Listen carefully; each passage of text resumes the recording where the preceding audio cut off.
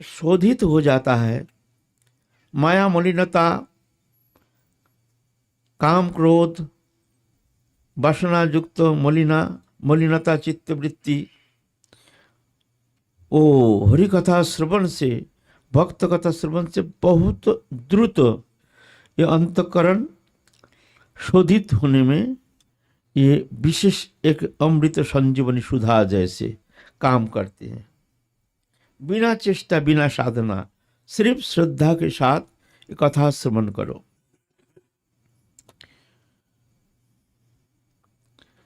मच्चित्ता मद्गत प्राणा बुधांत परस्परम कथंत मंग नित्यं तुष्यन्ति च रमन्ति च। जहां हमारे प्रेमी भक्तों जो मदगत चित्ता, जिनके चित्तवृत्ति में एकमात्र हम ही है, दुनिया के कोई कामना वासना, कोई इच्छा, कोई वस्तु के प्रति आसक्ति जिनके हृदय में है ही नहीं, ऐसे जो भक्त हैं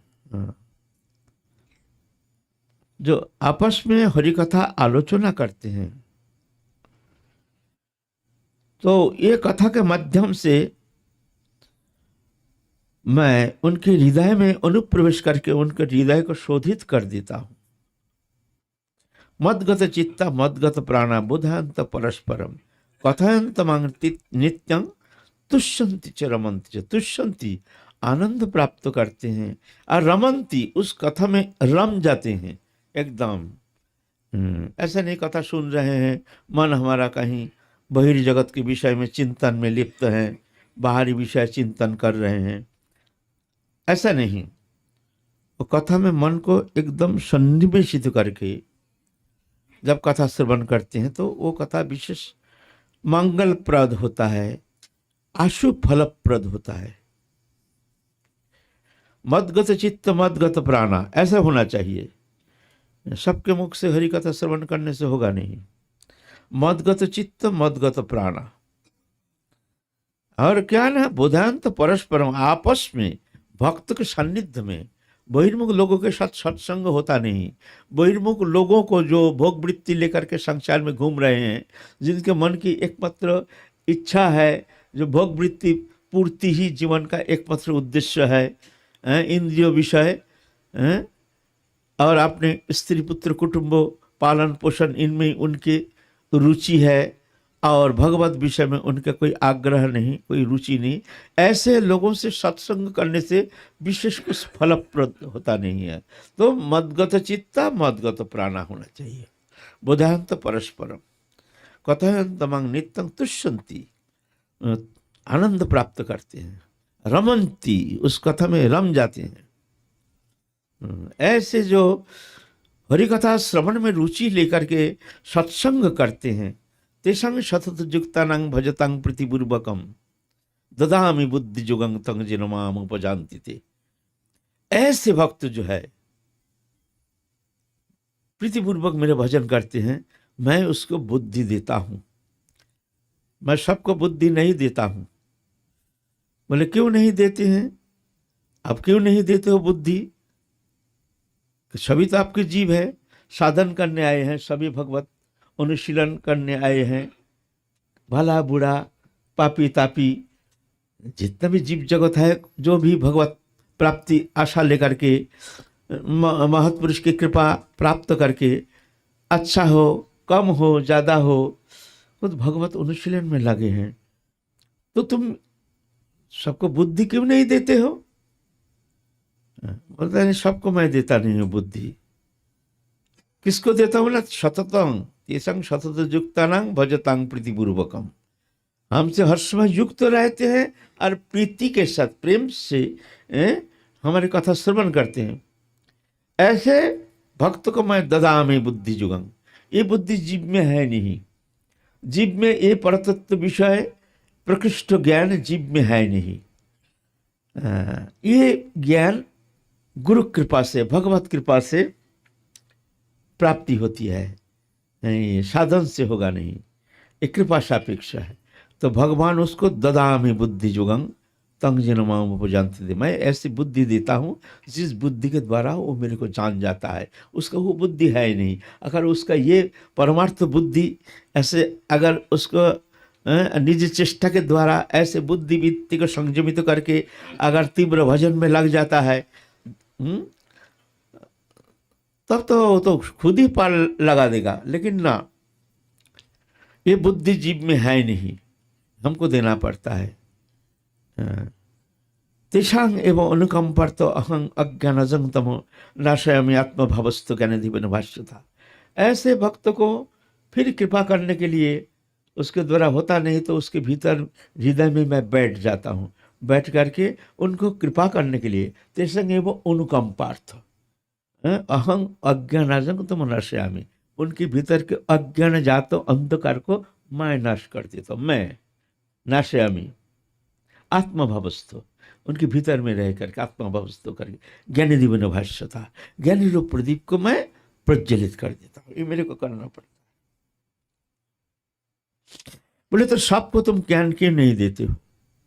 बोलते हम तो ज्ञान देना चाहते हैं, हम तो चाहते हैं सबको ज्ञान देंगे। शास्त्र पुराण वेद पुराण आदि शास्त्र में हमने कितना अनंत ज्ञान भंडार खोल के रखे हैं। साधु संत मुख से, गुरु मुख से, महत मुख से, महत मुख निश्रित ऐसे अमृत ज्ञान के भंडार हमने उन्मुक्त कर दिया है। लेकिन क्या हुआ, उसका जो स्वतंत्र बुद्धि, उसका जो अहंकार, मैं जानता हूं, मैं समझ गया, मैं बहुत जान गया, तो ये अहंकार के कारण वो ज्ञान कोई काम में आता नहीं है। गुरु ने कह दिया ऐसा करो ऐसा करो ऐसा करो, और हम अपने एक अलग रास्ता निकल करके उस रास्ते में चलने के लिए तैयार हो जाते हैं। गुरु ऊपर हम बहुत निर्भरशील हैं, गुरु शरणागत हैं। टिकट बना लिए हैं कलकत्ता जाने का, बना करके जाएंगे, प्रातःकाल ट्रेन है, गुरुदेव से जाके प्रार्थना, गुरुदेव हम कोई कारणवश हमको जाना पड़ेगा बंगाल में, आपके आदेश बिना तो हम जा नहीं सकते हैं, आपके आदेश की इंतजार है, आप आदेश कीजिए, हम जल्दी चले आएंगे। मैंने पहले वो सिद्धांत करके अपना तय कर लिया हमको जाना है, करेंगे। आप गुरुदेव से आदेश मांग रहे हैं, ये कोई आदेश है ना?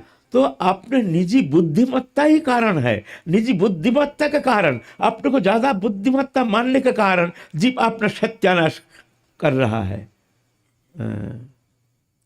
जब तक जीव इस तरह से अपने को हीन ज्ञान, अयोग्यता बुद्धि, इसमें ही प्रेम, इसमें सर्वसिद्धि, इस तरह से समर्पित होकर के, गुरुचरण में समर्पित होकर के, जब भगवत कृपा ही एकमात्र हमारे जीवन का उद्देश्य, उनके कृपा बिना हम किसी भी अवस्था में हम इस संसार सागर पार लगाना हमारे निजी चेष्टा के द्वारा, साधन के द्वारा, हमारे दुर्बल चेष्टा के द्वारा कदापि संभव नहीं है। ऐसे जान करके जब गुरुचरण में कायम और वचन से समर्पित हो जाते हैं, तब गुरुदेव कहते हैं ददामी बुद्धि चुगंग तंग जनमाम उपजानती थी। गुरुदेव बने चैत्य गुरु। एक गुरु तो बाहरी गुरु जो हमको कान में मंत्र देते हैं, मनुष्य शरीरधारी, यह है बेष्टि गुरु। और एक है चैत्य गुरु जो हमारे अंतर्जामी रूप में हमारे भीतर है, वो है चैत्य गुरु है। चैत्य गुरु रूप में हमारे भीतर विद्यमान है, वो हमको प्रेरणा देते हैं। कब देते हैं प्रेरणा? कब बुद्धि हमको प्रदान करते हैं? जब वो जानते हैं हम, हमारे द्वारा कुछ होने वाला नहीं है, हम बहुत निकृष्ट हैं, हमारी बुद्धि अति निकृष्ट मान की बुद्धि है। ऐसे जानकर के बड़ी विनम्रता के साथ गुरुचरण में समर्पित हो जाते हैं। गुरुदेव आप हमको रक्षा करो, रक्षा करो। हम निजी चेष्टा के द्वारा कभी आपके चरण सान्निध्य प्राप्त करने में समर्थ हो नहीं पाएंगे, आप कृपा करो। ऐसे दीनता लेकर के जब गुरुचरण में पूर्ण समर्पित हो जाते हैं, तभी जा करके ददामी बुद्धि जुगंग तंग जनमाम उपजानती थी। देना तो चाहते हैं भगवान, लेकिन हम लेना नहीं चाहते हैं। हम अपने बुद्धिमत्ता को वहाँ थोड़ा सा देखते हैं, हमारे बुद्धिमत्ता उसके ऊपर थोड़ा सा रंग लगाते हैं अपना बुद्धि, जिस कारण हम मिसगाइड हो जाते हैं। हमको रास्ता तो ठीक मिल गया है, लेकिन उसके ऊपर अपना बुद्धिमत्ता को इस तरह से थोड़ा सा रंग लगा देते हैं, जिस कारण हम रास्ता भटक करके एक गलत राह पर आके वहाँ जा कर के हम भटक जाते हैं। यह है कारण।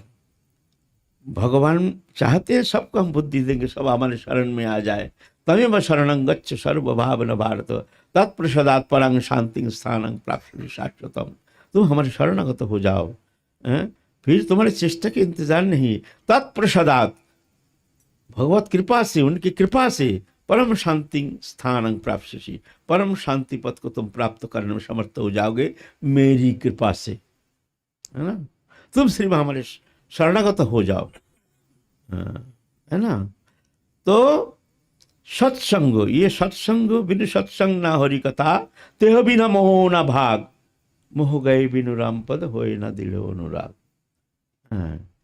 इसलिए सत्संग ऐसा नहीं, सत्संग जिस सत्संग में अपने मन प्राण समर्पण करके, जो ये सत्संग में हमारे भगवत प्राप्ति के एकमात्र अवलंबन है, ऐसे बड़े श्रद्धा के साथ कथा को श्रवण करते हुए एवं ये भगवत जो निर्देश है उस निर्देश में चलने के लिए दृढ़ प्रतिज्ञ हो करके उस राह पर चलने के लिए, कदम उठाने के लिए दृढ़ता के साथ प्रयत्न करना चाहिए।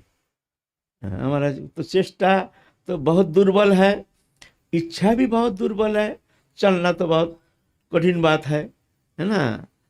और भगवान के दोष लगाते हैं, प्रभु